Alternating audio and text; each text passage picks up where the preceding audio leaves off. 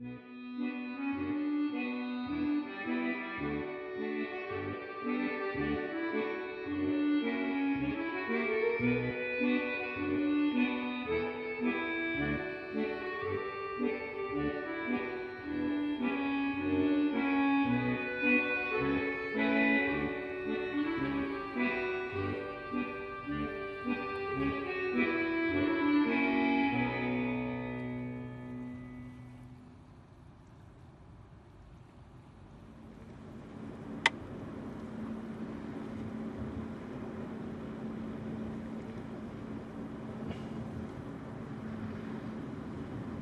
quiet, nothing happens, we didn't start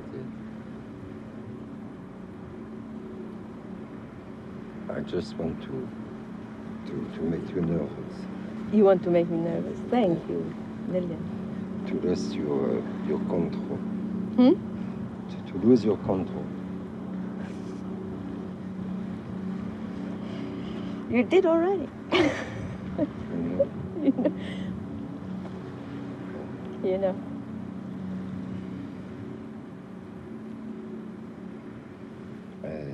I think we have to start from the beginning, from the entrance of the Germans in Lodge.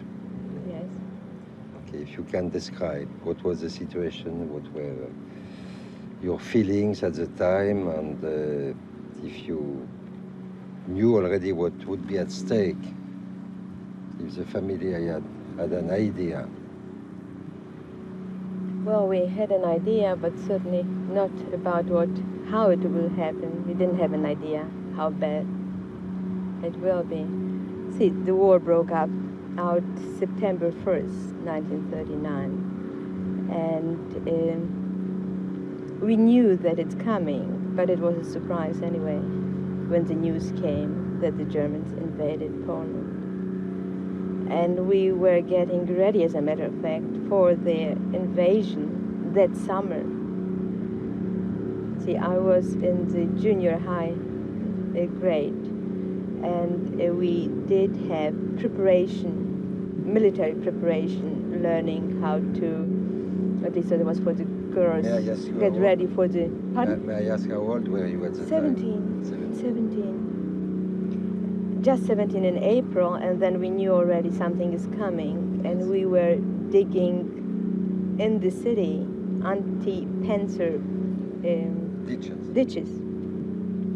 So we knew it's coming, but nevertheless, when it came, it was a surprise. And the lodge was taken when? I don't know exactly, but within a week, the Germans were in Lodge. So our hope was that England and France will step in, because Poland had pacts with both countries. Yes. And then so we were waiting day from day, and nothing was happening. And before anything happened, it was gone. And did you feel already that the fate of the Jews would be what happened later, and what was... We had a good idea, because we listened to the radio and to Hitler's speeches in Germany, and we took him very seriously. We knew what was happening there in Germany for a number of years. Yes. We just hoped that at that point we were not involved. We were free, and it was a free country, though Jews were already having a hard time. And the anti-Semitism was dated even before then. I mean, before 39. And at the time, did you feel strongly Jewish? Very strongly Jewish and very strongly Polish. Both. I was brought up in that atmosphere. My father was a very ardent Jew, but in a secular Jew. So the philosophy was that you are a citizen of the country where you are, and a committed citizen. At the same time, you culturally and otherwise also a Jew, and you fight for your rights both ways. Yes. Well, tell me, we with some details about the reactions of the Poles as soon as the German decrees against the Jews were in force? Well, first thing was Jews were beaten up on the streets. By the Poles? By the Poles.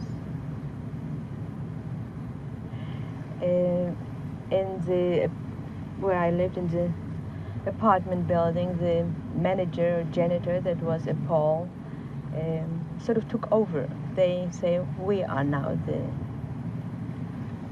managers, and not only managers, but you are nothing, we're taking over. They would come and take our furniture, take out things.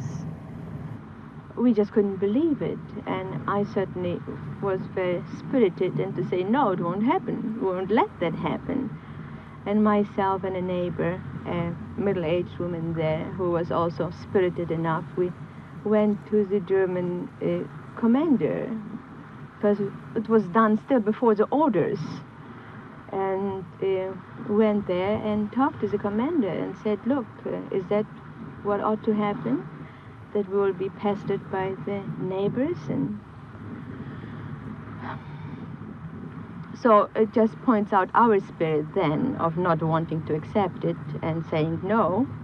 And still the Germans then, the commander came with us and told this janitor, don't do that, you have no right to do that. We were very proud, and we got the feeling that maybe we can sort of fight for our rights. Of course now, what happened later, that was sort of silly, because pretty soon, in no time, there were orders for the formation of the ghetto, and for us to go. It came very soon in Lodz. Very soon, October, November, was very soon. And we still would not sort of believe it.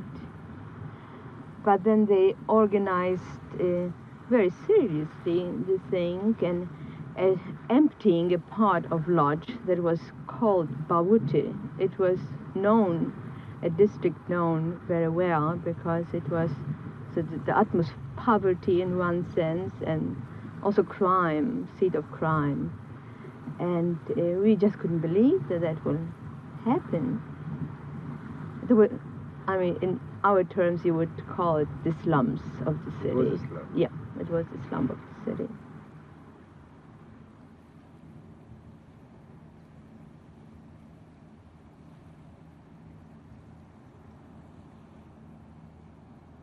They asked the Poles, that mostly Poles lived there, some Jews to move. They left the Jews, of course. The Poles had to move out someplace else, and they designated then apartments or living space, because there were not even apartments. There was sort of, I don't know how much, but square feet assigned per person. It's very complicated to make such a segregation and to arrive to the ghettoization of a whole sector of the population. There were many, many Jews in Lodz. Yes. More than yes. 200,000, I Right. think, which was 30% of the general population. Right. It I must don't know, have been it a was- tremendous task. Yes. It was awful. It was chaos, total chaos. We couldn't accept it. We were fighting it within ourselves. Many people left. Many Jews left, looking for a hiding place to avoid that. Many went eastwards to Russia, because the border was open there. Some that had money tried to get out of the country. Not many did, because there was limited. Visas and so on were not available.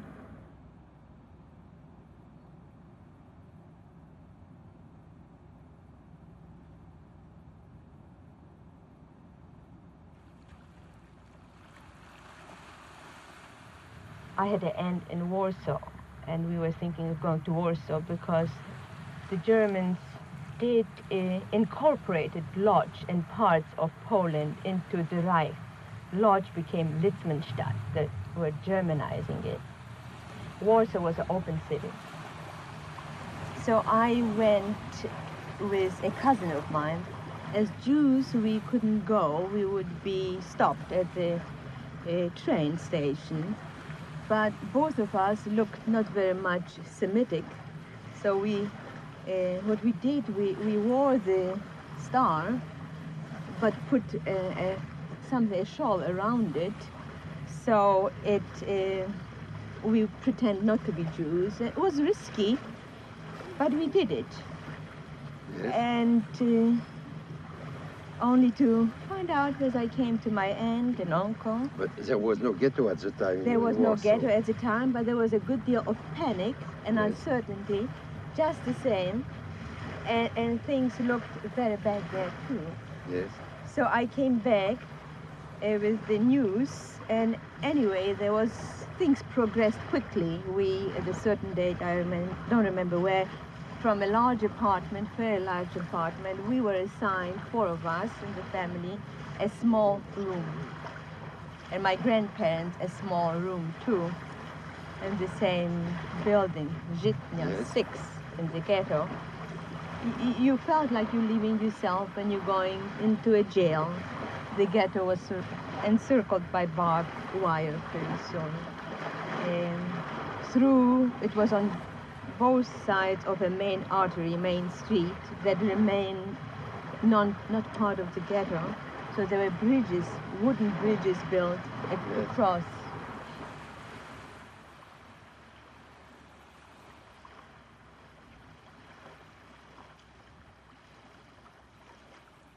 So Judenrat was already settled, of course. It was settled. Before normal times, the Judenrat was sort of a Gemeinde, Gmina, Yes, the Kehila.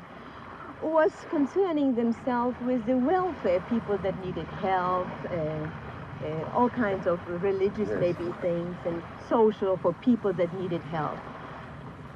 But so I didn't have any knowledge of them, and all of a sudden they became very important. They were the givers of rules and restrictions and help. It was just all of a sudden, like in an eerie way, a Jewish state Yes. is being formed, and you don't know to hell why and what for. A parody of a Jewish state. That's because it was a parody. That was not a Jewish state. It was decreed by the Germans. Yes. So I think the reaction is, I think we all were numb. We didn't know in a way what's going on. Things became to be mechanical, and we were just doing things in a half days because it was so abnormal.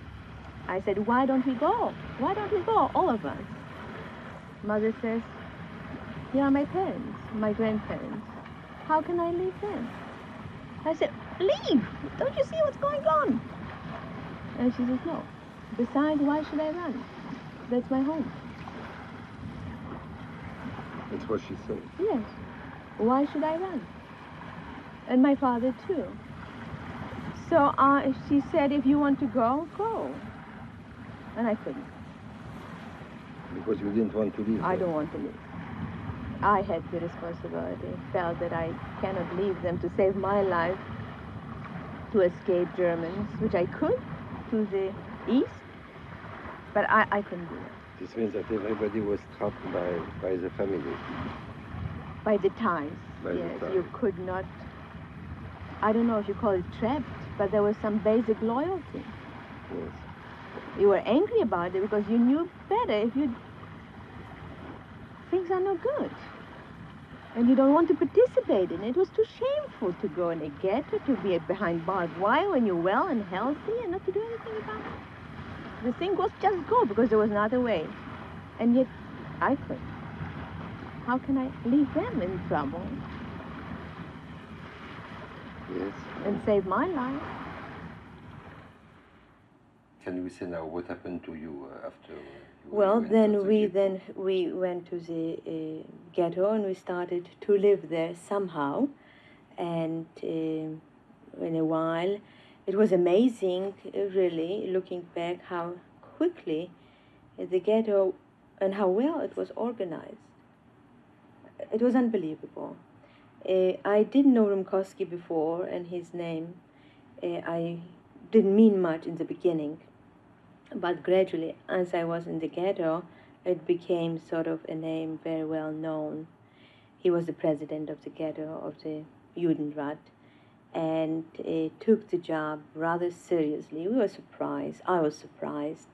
How can one take so seriously a job of having a ghetto, a Jewish ghetto, and be a leader of it? But he took it very seriously. And in the beginning, we made jokes and we laughed and said, ha ha ha, a Jewish state, and parody, and so on. But pretty soon it was nothing of that sort. He took it, I think, with a sort of iron hand and organized it quickly. Shops for work, because he said that we will survive only if we work, that we are worth to the Germans what our hands can produce for the war machinery. And pretty soon, in no time, it was so. But this was a personal ideology of Rumkowski during the whole time of the ghetto, during the 4 years of the Lodz ghetto, the idea that work meant survival, no? Yes, yes. He had a policy. That was his policy, and it is what he was saying in his speeches, that it is the condition of our survival made by the Germans. He was in touch with the Germans, talking with the Germans, and that was their policy. So, yes. I don't know. That was their policy, that's clear. He was the administrator of it, and we hated him for it. You did? Of course. People that didn't work were sent out. The story was at first that it was to labor camps outside, elsewhere. And I think in the beginning it was so, but pretty soon we had other news that those were some camps that the people might not be alive, that they were just sent out to die. But we didn't know. And I think part of the weapon that the Germans used was that we didn't know. But this is a very important question, because we know today that the people were killed. They were killed either in Chelmno with the gas vans or in Auschwitz too. Did you know what it meant or not? At first we didn't. We were just suspicious, but later we did. I did. I had no doubts. When did you know? I think it came about maybe towards the end of 41, 42. This means pretty early. All right, yes. 42. Because at that time, we did have people coming from small towns around Lodz, and they were telling us that what was going on. As a matter of fact, I knew people that came and they knew that the others were sent to Chelmno. So that, and some people saw Chelmno already there. So we knew for sure. At some point we knew for sure. In 42, I knew for sure. And you were not the only one to know. And I was not the only one. And Rumkowski himself knew very well. But he wouldn't say. I think he knew, but he wouldn't say. He says we are sending them to work. He always said this? To my knowledge. I don't think so, because there are speeches of Rumkowski which are very clear when he says that he must have bloody hands, that it is his job to give away a part of the Jewish population in order to save another part. He knew exactly what it meant, and he didn't hide it. Well, I also know that when the deportation of children came, what the officials were saying was that the children are being sent to a special camp where they will be taken care of and they will have it well. We cannot feed them here in the ghetto, but we will take them and give them a good place. It was never stated that they will be killed. Could you talk precisely about this, the deportation of the children? Yeah, yes. I think that was the worst moment that I lived through in the ghetto. when we heard Rumkowski's speech about it, announcing that children will be taken. We got sort of used to it, that people that don't work will be taken, if they're lazy or whatnot, they will be sent away, or people, well, some sick ones were, and old ones were taken away already. But the children will be taken away. That was just unbelievable. That was just unbelievable. The Lodz ghetto was a very special one. It was the first ghetto to be settled in Poland and the last one to be destroyed. It lasted for more than 4 years. There were several periods during these 4 years, and well, there were some people who survived. I mean, before the liquidation of the ghetto in August 44, there were 60,000 Jews still. It's what I'm trying with your help to figure out. Okay, let's try. Yeah. Let's try I told you, in the speech he said that we have to give the children, and how painful it will be, and how agonizing it is, and how organized he is.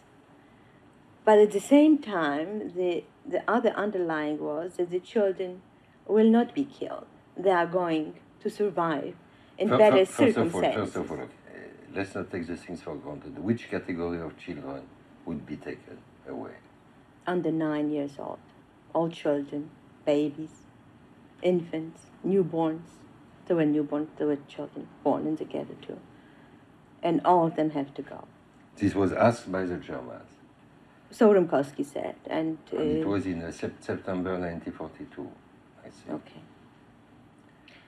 As a matter of fact... Okay, what did the parents think when such a request was made? All right, I just can tell you how I perceived that in the house I lived, because the people were coming then lamenting, and my own feeling was, I came home and I said, thank God, we don't have any children under 9 years. We safe. We are safe. Yes, my family is safe. My sister was 14 at that time. We are safe, relief. And then you listen to the others, the people that had children. So there was a dream-like, sort of like you were in a dream. The things are happening, and you really don't know what's happening. Mothers lamented, and then they said, all right, they will have it better than we. The children? Yeah. Because for at least the older children, the order was give them some clothing and give them also dishes to eat from.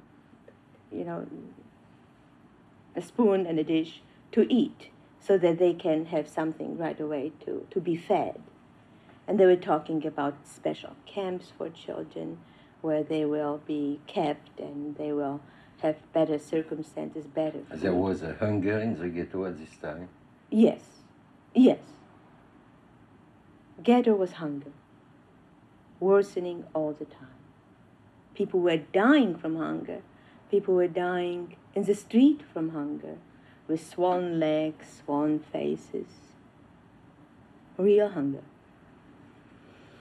And I had a neighbor, a very lovely lady, and I made a good friendship with her.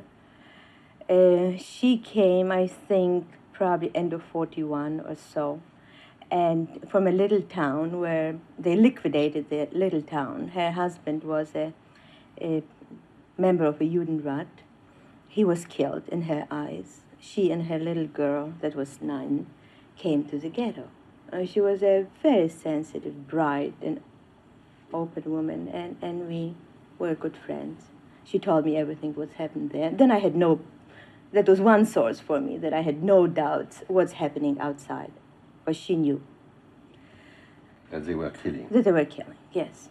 And then, of course, after the speech of Rumkowski, we went home, and I spent hours with her talking. And she said, well, look at all those people. And why do they kill themselves? Those children will be killed. And I said, what are you going to do?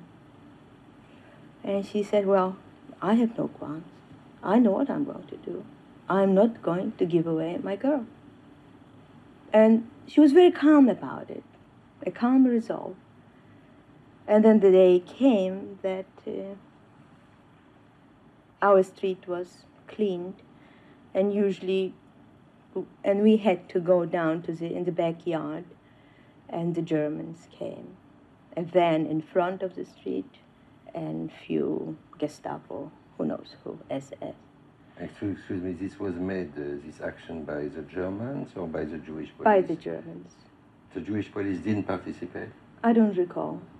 My attention was, paid to the Germans. I saw the Germans because the Germans had guns. So we were collected in the yard, and I was next to her, my friend, and her little girl. And in the same yard? In the same yard, next to her.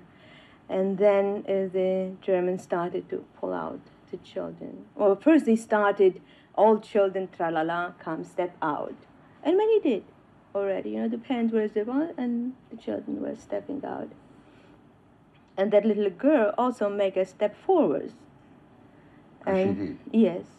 And the mother pulled her back and said, no, you stay here. And the assessment came to the woman and said, pulled the child, and she says, no. In German, she said, nein. And he said, you better do that or else I shoot you. So she says, go ahead, shoot me. So he grabbed her by the neck, turned her around, and shoot her. And she fell just next to me. In front of the daughter? In front of the daughter. And the daughter was taken out.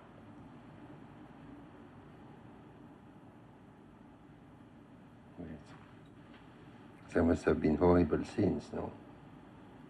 I could move for 2-3 days. I was just sitting stunned. I just couldn't move. And then I said, well, okay, you have to go on. It was just a Tower of Babel.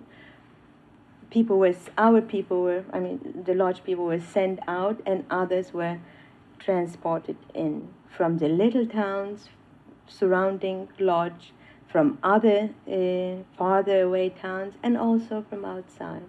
German Jews, Viennese Jews, transport of Viennese old people came, Czech people, young people, Czech people, wonderful people. Many of them didn't know why. Many of them didn't know they were Jews. Do you remember the arrival?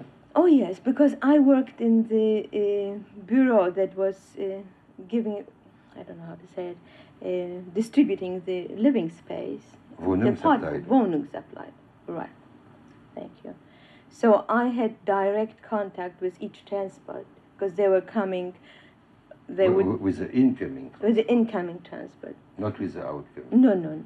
With the incoming transport. There were people fished out that probably were just discovered to be Jews.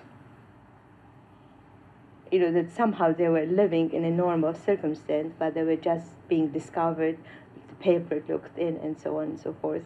And just at that point, they were declared enemies and sent off. As if pulled out right now and say, you are a Jew, go, you are a Jew, go. And at this point, only it hit them. Also, whatever it was, they were on their grounds, in their homes, in their cities, in their culture. They were pulled out and transplanted in a total different environment. Emotionally, physically, everything. You mean that they were made Jews before dying, in one way? That's right. And it did not make sense to them. Maybe it had to... They were hostile to you, let's say, to the Eastern Jews. How did they behave in front of you? I think the best I can describe... Nothing. They were bewildered. They didn't know what was happening. They felt sort of put in a zoo, so it just lets you know how we looked. What a zoo it was. Why do you say this? Because it was like a zoo. It was animalistic. It was not human anymore. We lived not a human life. And of course we would listen to the news, or some did, though it was prohibited, radios and so on. There were no radios. There were some underground. So we would know the news, and we knew that nobody cares. To the world, we are dead. And that was incomprehensible. Do you remember the day when Umkowski, the Judenälteste, the chief of the Judenrat, created its own currency? Yes. Oh, The yes, we had our own... It's a picture.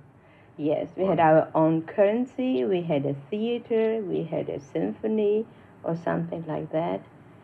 And you lived that, at least I did, in a total dreamlike state. You didn't dare to think, or if you did, you would go mad, I suppose, or kill yourself.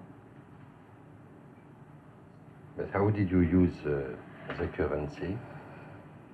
Because it was completely without any kind of value outside the ghetto. But we were cut off, even if we had currency, we were cut off totally. But were there in Lodz, like in Warsaw, in Warsaw, smugglers, people who made traffic with the outside world in order to permit the population of the ghetto to eat? I know one point of smuggling would be where food would come in, people that would bring food to the ghetto, and I suppose there were some Poles bringing it, and there would be some trading, but that was only for the very few, and the few that were already in the prison. Don't forget, Rumkowski was not only by himself, but he had also a government, many people that sort of lived off it very comfortably, very well. And there was a group of population that lived very well. Privileged, and they had food, and they would party it up too. They sort of didn't give a damn and did the best. He had a rather huge administration. That's right. Not that everybody was like that, but there was certainly a good part of it that was sort of took that very, very seriously. They considered themselves very serious people in government, and ate well and lived well and thought that was there corruption in the ghetto? Terrific, terribly. But the worst corruption was about life, because if people were sent out, the corruption was there. Who will be sent out? Right? So people that had influence, of course, they did care for their own. So, of course, the others that didn't have influence would go. You mean there was a traffic for life? Of course. Who will That's leave, right. Who would leave? That's right. Who will die? That's right. Did it happen to you during these 4 years to be privileged? Well, in a way, yes. See, other than the own money in the ghetto and government and all that, Rumkowski established his school, high school, 2 last classes, the junior and senior class. So he paid a lot of attention to it. As I told you, he took the job seriously. And then there was an idea, I don't know from whom it came, from him or others, that he also wanted to prepare the youth for Palestine. He was a great Zionist. And a number of haksharas were established where young people would live on the land. There was some land on the outskirts of the ghetto. Hashara is a kind of a farm settlement. A farm settlement to teach Jewish youth to work, and not youth too, to work on the land with the idea of settling in Israel and Palestine and doing agriculture. So a group of us in the class got together and established such a farm with his help. He totally agreed to that. Inside the ghetto? Inside the ghetto. We would milk goats and bring them to the stores in the ghetto, to the cooperative that was sold then to people.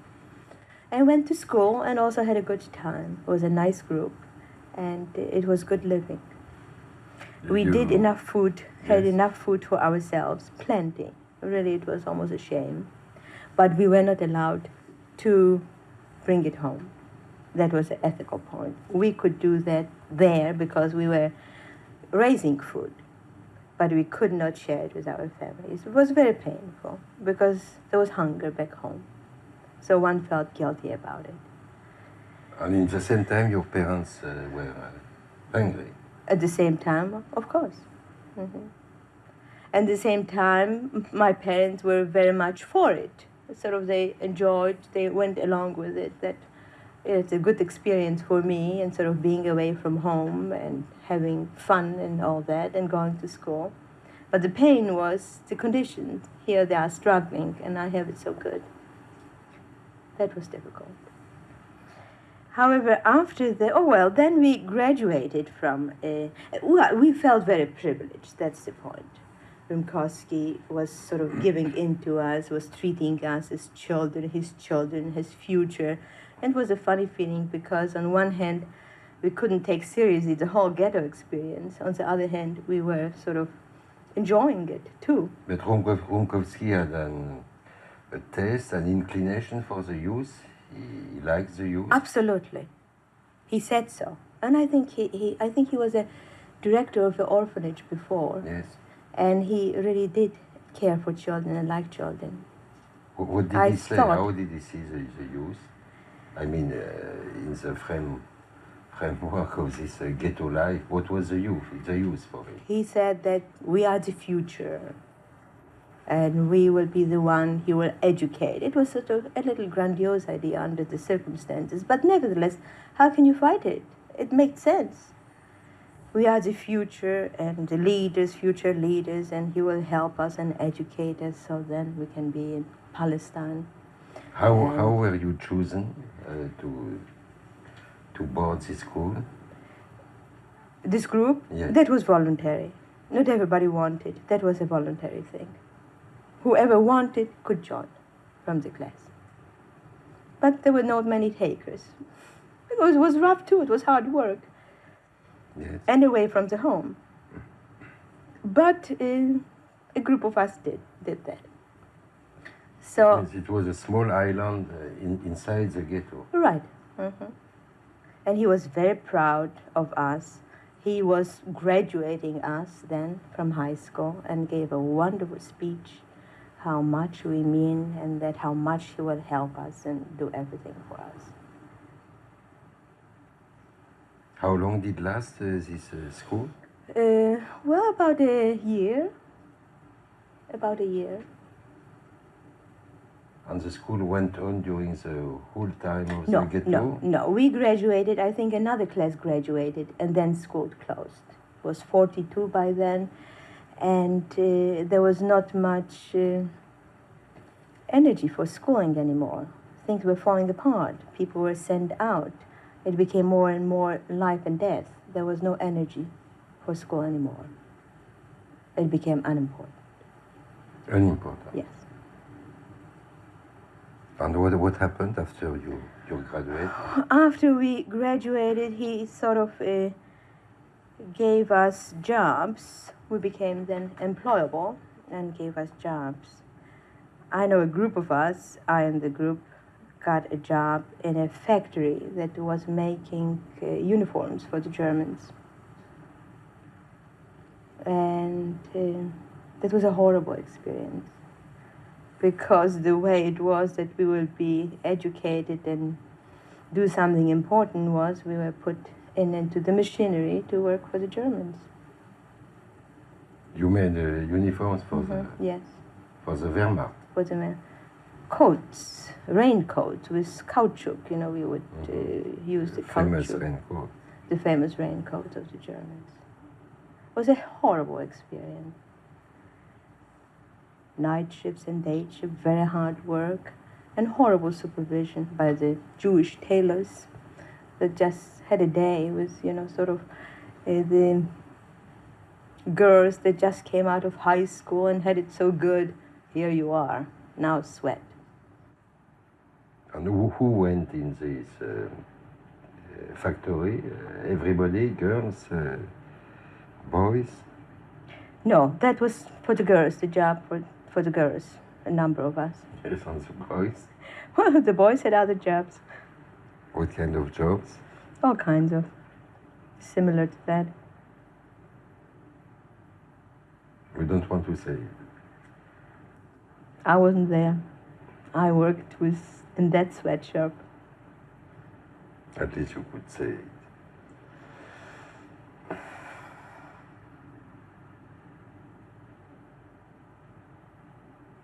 Do it, please. Do it. No, that's for other people to say.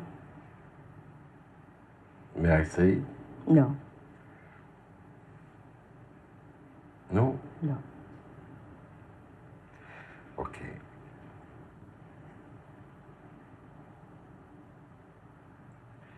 And after this factory, what did you do?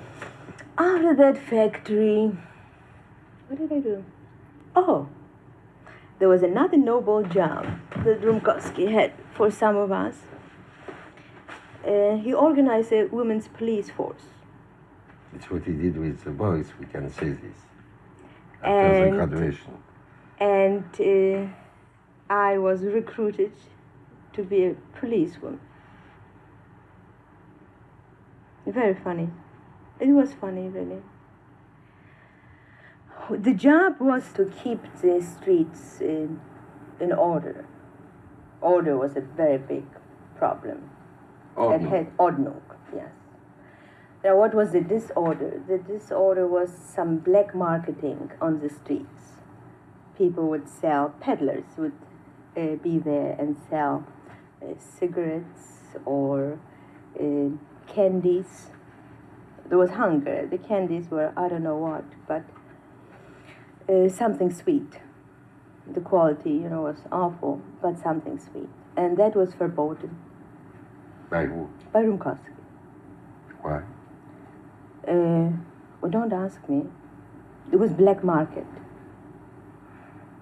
Because the people to make candies would have to get... Pardon, when you talk about order, you mean moral order? Moral order and clean on the street. Yes, I think it would amount to moral order. And of course, it hit the little people, because the people would have to get sugar somehow to make the candies. They would have to get it on the black market, because there was not enough from the ration. So it was black marketing, and he wanted to stop it. So the women police force would be given this task to keep order and get the people off the street. Yes, but I ask, why women? There were not enough men in the police? Well, that Rumkowski had ideas. Don't ask me. He thought it was neat to put women in police uniforms and have them on the street of the ghetto. He was a pioneer, as a matter of fact. All right, maybe. So the chief of the police became an old gentleman, a Czech, What was lovely. his name? I forget, I don't know the name, but I remember, I think he was a professor of one sort or the other. Had nothing to do with police or enforcing the law or such in his life in Prague. So he and his secretary, also a woman from Prague, were the chiefs. And I was an officer, and there were the police girls. Did you wear a uniform? Oh, yes. Yes. Mm-hmm. What kind of uniform?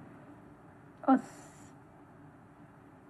a jacket and a hat, some police hat. Had boots? Well, who had boots? No. Or shoes? I don't know. That would be too much, I suppose. But it was very funny. The men, the Jewish police, the male force, they wore boots. Boots. I don't remember I don't remember that he had police boots, any tall boots, or I don't remember that. But it was sort of, to me, it was comical, and why the hell I participate, I don't know. But one needed to work. Otherwise, one was sent out, and that was the offer for his graduates. So I was there. So that was it. And no, explain me, what was Okay, you said what was the work, but what were the means you had to enforce this work? I mean, you could arrest people? No, not really. In a sense, the presumption was that if there are the police girls walking and asking people go off, they would. The next step was if they would, the person still would not. That's right. There was to arrest the guy or whatnot and bring them to the nearest police station, because there were many. Many police stations? Yes. Yeah. But the job would be done then by the policemen. But Yeah. the women had to bring them, the culprit, to the police station. Did you do it? I was working in the office. You see, the time started as we were there that the order was then, peddlers arrested on the street will be deported. Okay? For a while it was not so. So it was sort of very innocent. But then the order was that peddlers will be deported. And also to the policewomen, you arrest them. Sort of a heated thing. You arrest them and deliver the peddlers. Yes. So one day there was a girl, we were all friends, of course, and she talked to me and she said, I cannot do it anymore, I don't want to, and so on. I listened and she says, well, you have to go with me. You are sitting in the office and you don't know. You have to go with me. Or else, I mean, it was a very moving appeal. And I said, all right. So one evening I went with her. And here was this middle-aged guy with a little sort of tableau hanging over his neck on a string, and he had few candies, and he was trying to sell. And this friend of mine said to him, she said, you do nothing to me. You just watch me. You do nothing. I just want you to see. And she asked him to leave the street, to get off the street. And he said no. And she asked him again. And he said no. He said, I have to arrest you, or I have to bring you to the station. And she was forceful. And she took him to the station. And I was there. Yeah. And then we left the station.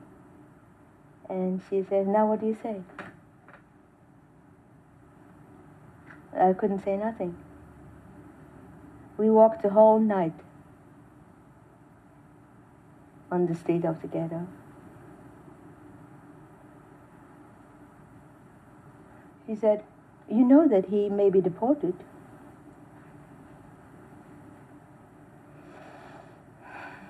So after that night, I resolved, I'm getting out. I can't take that. I have to get out. The other agony is that if I get out, I have no job. I'll be deported.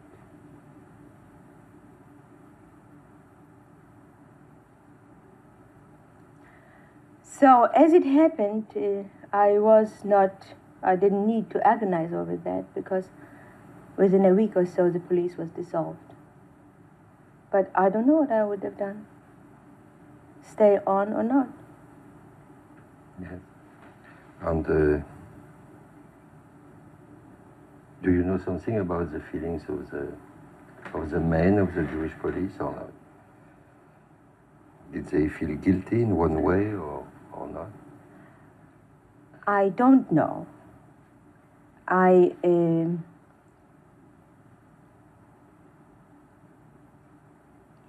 If we would talk with people that were in the police, friends or acquaintances, that was never mentioned.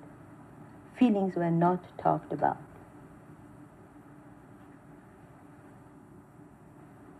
And today? these people who were in the police. Well, look, I couldn't tell you that, talk to you about that, till a few years ago. I would not talk. Yes, can you explain what happened? I would feel too guilty, too ashamed to tell you that. That I was there and that how I felt then, the whole struggle and the impossibility, and nobody to talk to, nobody to really discuss moral issues with, like other than with this girl that I did, the agony through the night. But there was the only time that we had the chance to do it. So others didn't talk? So there was no talk. No. I tried to meet and to interview several men who were in the police force of Lodge. All of them refused categorically to talk. I succeeded to have some others of other ghetto talking, but do they feel so extremely guilty? And I didn't want to accuse them at all. It was the other way around.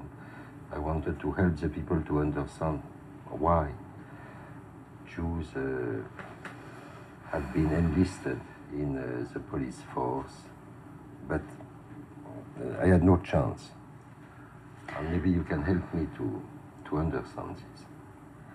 I don't know if I can really, but I can tell, yes, I can tell you only, and I don't know even how I can explain why I would not talk about it till very few years ago.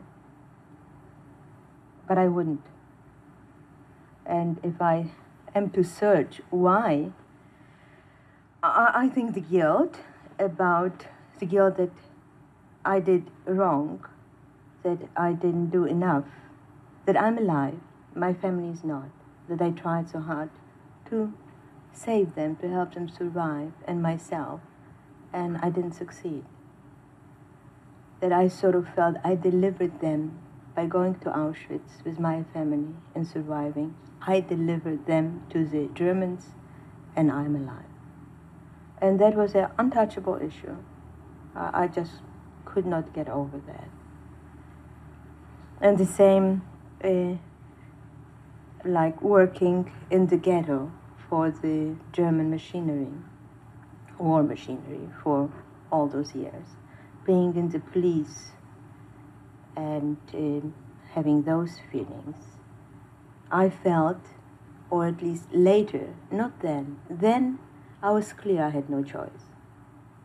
I was doing searching and soul searching as we were going along. But later I thought that I had a choice. I could kill myself.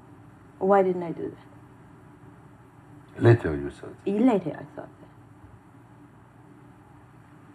Yes, but this was only alternative. It was either to work for the German machinery or to commit suicide. That's right. But I couldn't have this understanding for myself. Maybe why it happened was because after the war, when indeed I, for myself, and I know others, wanted to talk about it to people that were other places, in other countries, Russia, or Israel, or whatnot, and to non-Jews, the feeling was that nobody wanted to listen about it. Nobody wanted to hear. So I shut up. I decided then inside, you're not going to talk because nobody wants to hear about it. And I climbed up. Well, we know this, but I think that personally that the tragedy of the people who were in the police, they had to lead the people to the trains, to the stations for the deportations. They were. Well, we know this, but I don't judge them at all. I would never dare to do such thing. It's enough that I judge myself. Why should you? I have not the right. That is the pain that I... But there were years we met at the point where a lot of that, I came to the conclusion, not without help, that it really is ridiculous. That when you are jailed and dehumanized, and it's done to you, you are feeling bad about what the others did to you. And somehow it occurred to me that that is nonsense. That should be the way around. And I went through a period where I said, well, hell, Yeah. it's time that you feel guilty. Everybody that participate, the Germans, all Europeans, and all over the world, you should feel guilty for what was done to me. Completely right. It is your responsibility. Yes, I agree absolutely with this. And that helped me, this kind of a switch in myself, helped me to deal with it in a more rational way. You told me once that you witnessed the hangings in Lodz. Mm-hmm. Well, if we're talking about tools, I think that was the biggest tool the German used. The German? The German used the biggest tool to instill deadly fear into people, like hangings. They would catch few people for whatever minor thing and would make it publicly on the square. And they would gather people to watch, and people in the offices, because there were offices around, had to watch in the windows. The German had to see the faces of people in the windows to make sure that we are watching. Did you see this yourself? I did. Several times? A couple times that I remember for sure. Yes, sir. That was the deadly fear. That was the tool. Death. Torture, death, horror. That was killing. And is it true that the hanger was a Jew? Who? I don't know the name. The hangman. They were Jews. Or the person that was hanged? No. The hangman, Yes. of course. Why not? Yes. Why?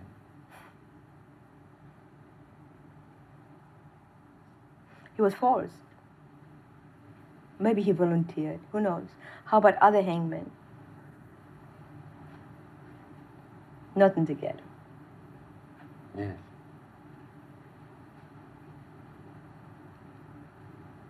And the liquidation of the ghetto, how did it happen? August 44, I went.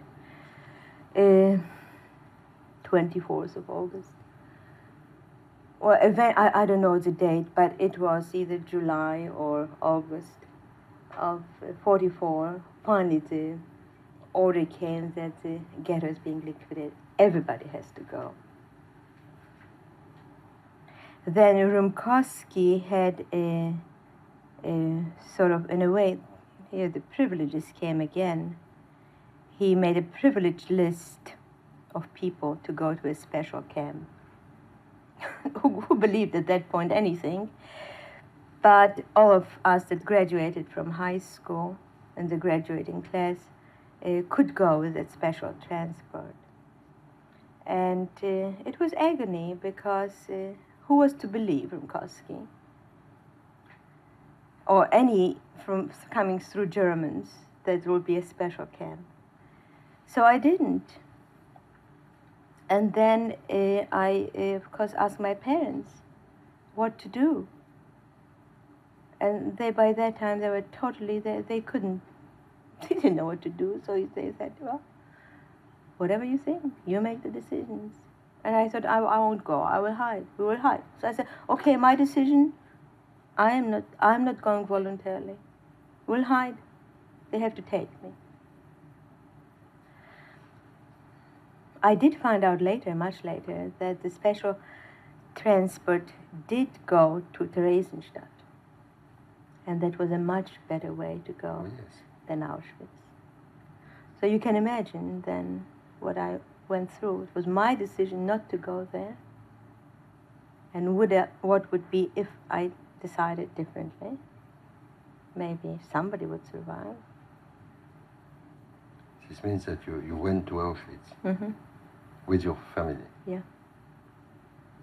And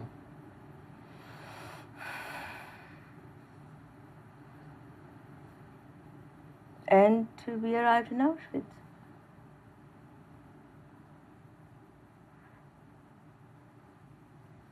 What do you want me to say? and your parents were. They separated the men from the women right away, so my father was on the other separate way, and my sister, myself, and my mother went together. My mother was taken away at the line, the women's line, left, right. She was taken away, and that was it. Myself and my sister made it to the camp. It means your parents were gassed. Mm-hmm. After I came back to Poland and didn't think of leaving the country, I came back after Auschwitz, and then I hoped some in my fantasy that I will find a home. Hope that somebody will come back, knowing better that it is not so. But then the Poles didn't want to look at me and say, "Get lost, get out of here." This I couldn't understand. That's what they say. Yes. You couldn't have settled in Poland. No, the pogrom started again. They were killing Jews. That's why I left. Not because I want. After yes, the examination. That's right. In 46. And what are your feelings towards Europe? Oh my. Well, You live in the United States now. yes, I do. Toward Europe is that I couldn't wait to get out after the war, and still was forced to live in Germany. Not forced, but I went to Germany, went to medical school there, while waiting for a visa anywhere.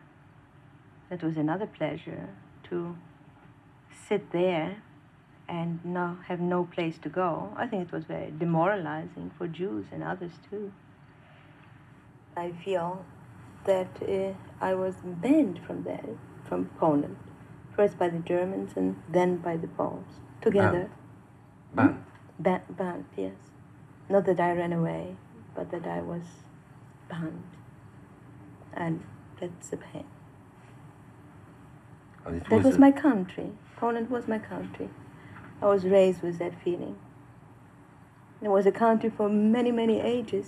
I don't know the concept of a family tree. My son asked me about family tree and ancestors, and I'm lost because I never considered that. I knew that my ancestors were there for ages and ages. Didn't care when they came. It was like forever back, deeply rooted. And that was taken away. You speak Polish? Yeah. Oh, it was my mother tongue. Forgot much of it, which is also pain.